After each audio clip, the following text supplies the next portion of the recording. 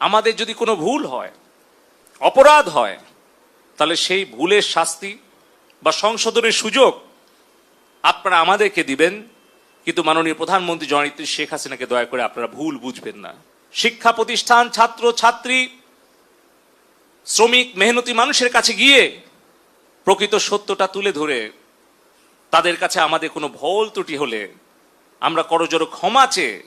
দেশের জন্য, দেশের শান্তি উন্নয়নের জন্য, নিরাপত্তার জন্য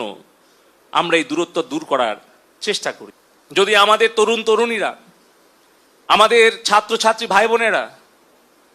তারা যদি মনে করে যে এই দেশব্যাপী ইন্টারনেটের সেবা ব্যাহত হওয়ার জন্য কেউ দায়ী, তাহলে সেই দায়ী আমি দায়িত্বপ্রাপ্ত ডাক এবং টেলিযোগাযোগ তথ্য প্রযুক্তি প্রতিমন্ত্রী হিসেবে সারা দেশব্যাপী ইন্টারনেট সেবা ব্যাহত হওয়ার জন্য